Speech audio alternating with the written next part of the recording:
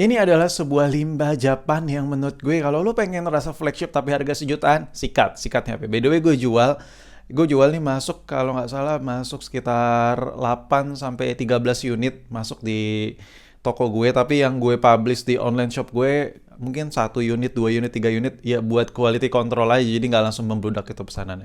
Jadi buat lo yang pengen pesan HP Sony Xperia XZ2 ini ada langsung di online shop gue, cek aja linknya ada di deskripsi di bawah video ini. Kalau stoknya kosong nanti tinggal dimasukin lagi. Jadi lu chat aja adminnya. Anjas di awal video tuh langsung promosi gitu ya, udah klik linknya di bawah buat lo yang pengen langsung nyobain HP yang satu ini. Hal pertama yang gue suka dari Sony Xperia XZ2 ini, lu mau tau gak sih apaan? Hal pertama yang gue suka itu lambang Sony-nya. Lambang Sony itu nggak pernah salah. Nih ya, nih lu lihat nih dari dekat nih. Tulisan Sony-nya itu nggak lebay-lebay pisan gimana gitu. Biasanya kan banyak tuh merek tulisannya banyak. Kalau Apple dia kasih logo Apple Kroa, kalau Samsung kadang dulu-dulu banget kasih tulisan Samsung tapi itu kepanjangan kan. Kalau ini cuman SONY. Nah, itu hal yang gue suka cuman satu itu sih untuk saat ini ya kan. Nah, hal yang paling gue gemarin banget sama HP ini kalau dipakai layar ya. Layarnya tuh entah kenapa masih endes banget. Gue ngerasa pakai HP ini kan, gue sekarang masih pakai iPhone XS sama iPhone XR. Nah, kalau di compare sama HP ini, entah kenapa HP ini tuh kayak punya ciri khas tersendiri. Gue ngerasa nyaman banget kayak, aduh gimana ya gue ngejelasin ya. Nyaman itu dari segi brightness ya, kalau lo di luar ruangan cahayanya optimal banget, masih bisa bersaing sama sinar matahari. Jadi kalau di outdoor gitu masih bisa lah, masih sanggup lah. Ini kalau dilihat dari dekat ya, ya lo bisa lihat tuh ada tulisan Chrome ya kan, itu detail banget ya kan. Nah, gue bakal kasih bukti ke lo. Ini untuk background putihnya seperti ini, jadi ini pekat banget. HP ini tuh layar tuh anti pucat-pucat klep. Jadi kalau lo biasa beli HP baru yang harga sejutaan, udah pasti otomatis HP-nya itu mayoritas brightness layarnya itu dan satuasi itu kayak pucat-pucat gimana gitu. Itu bakal bikin mata lo tuh pusing ngeliatnya, tapi nggak dengan HP ini. Layar tuh lo berasa pokoknya kayak berasa pakai HP 5 juta ke 7 juta lalu kalau pakai HP yang satu ini. Nggak tanggung-tanggung gue coba komparasi dengan iPhone 13 Pro yang harganya 20 juta lebih dulu waktu gue beli. Ini kalau coba dibandingin, keputihannya, layar putihnya itu sama gitu. Lo bisa lihat tuh. Sama-sama putih padat gitu. Lo bayangin nggak tuh? Gue bandinginnya langsung sama-sama iPhone 13 Pro gak tuh? Ini sama-sama brightness-nya full. Jadi dari segi cahayanya pun lo bisa lihat. Pokoknya endes banget, layarnya gila sih. Nah sekarang ngomongin soal kamera. Kamera yang ada di HP ini memang tidak sebanyak fitur-fitur yang ada di Android zaman sekarang ya kan. Karena Android zaman sekarang tuh lensanya udah 2, 3, 4, 5, ada sensor-sensor bla bla bla bla bla, tapi layarnya kayak enak banget dilihat ya kan. Ini cukup dengan lensa yang minim, tapi hasil jepretannya bos, ini masih bisa diandelin banget. Gue nggak ngomongin soal video recording ya, kalau video recording banyak yang lebih perfect dari ini. Cuman ini dengan harga budget 1 jutaan lo udah bisa dapat ya feel premium flagship punya. Anjas ngomongnya tuh. Ya, lu pada minta kan konten limbah Jepang nih gue buatin nih.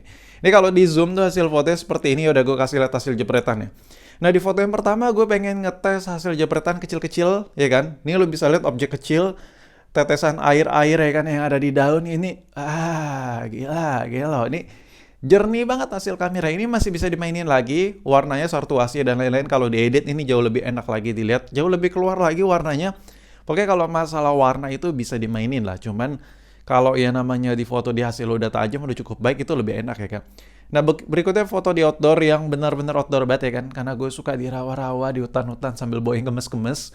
Nah ini gue kasih lihat hasil jepretannya dengan membelakangi cahaya matahari tipis-tipis ya kan. Ya paling enak lah pokoknya di hutan-hutan sambil bawa yang montok-montok gitu ya kan. Sambil foto-foto ria ya kan. Kalau dulu hobi buat ya 3GP ya kan. Kalau sekarang udah gak zaman gitu.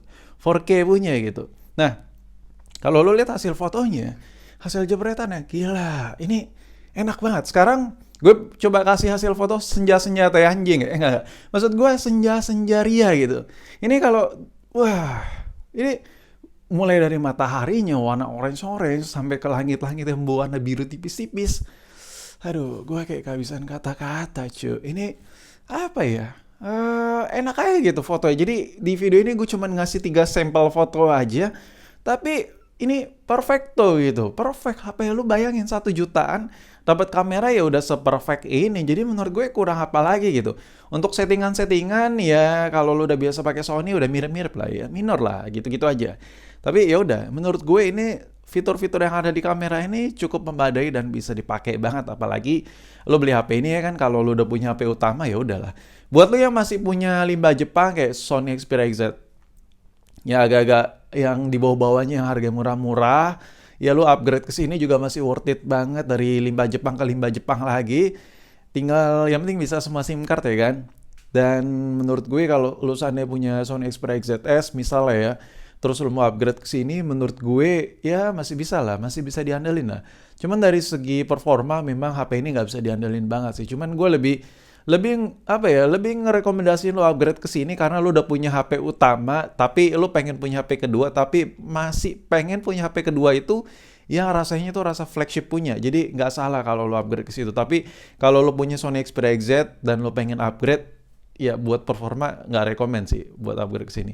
Nah, buat lo yang udah punya iPhone juga, contohnya misalnya kayak iPhone SE 2020, iPhone X, iPhone XS, atau iPhone XR, kalau lo udah punya iPhone yang harganya 4 juta ke 5 jutaan, kalau lo seandainya jatuh, bangkrut, miskin atau apa, lo jual dan lo beli Sony Xperia XZ2 ini, menurut gue nggak rekomen juga sih, karena layar yang ada di iPhone itu tuh kelas kakap punya, tapi tetap aja si Sony tadi tuh feel flagship itu masih berasa, masih bisa imbang sama iPhone 13 Pro gitu untuk layar.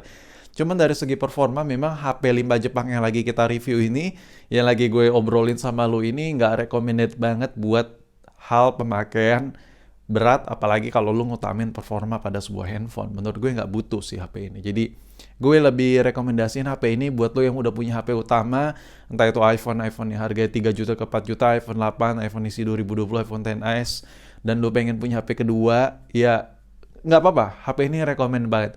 Atau lo yang pengen buat HP utama dan HP lo itu yang sekarang lagi lo pakai kayak Xiaomi yang satu ini, yang harganya ratusan ribu, yang harganya 500 ribu, 300 ribuan, Xiaomi super kentang seperti ini mana tuh kayak lo pakai nongkrong gitu, kayak teman lo langsung bisa nyium aroma kentang gitu ya kan, pada sebuah handphone lo ya kan, dengan layar yang biasa-biasa aja. Memang layar si Sony yang lagi kita review ini juga biasa-biasa aja, non gimmick, non poni, tapi itu yang gue suka men. Itu adalah sebuah poin plus tanpa gimmick-gimmickan. Kenapa? Karena HP yang sejutaan yang biasa lo beli di pasaran HP baru itu poninya tuh gimmick. Kenapa? Karena nggak ada sensor infrared buat Face ID dan lain-lain. Jadi nggak ada permainan sensor, yang dimana ya memang poni itu emang dibuat poni aja buat gimmick. Jadi kalau lo nonton video banyak ke crop, aturan spesies bisa buat baterai lebih besar dan lain-lain. Jadi buat gimmick lah, ada poni-ponian. Ya intinya kalau lo masih punya HP kentang kayak Xiaomi yang lagi lo lihat ini, buat lo upgrade ke Sony Xperia XZ2 yang lagi kita bahas ini nggak ada salahnya. Cuman kalau lo nggak ngarepin performa dari sebuah handphone, ini nggak rekomen sih. Tapi kalau lo pengen berasanya flagship, build materialnya flagship, ya kan, layar itu berasa flagship, tadi lo lihat kan gue bandingin sama iPhone 13 Pro, ini nggak ada obat, ini HP recommended banget.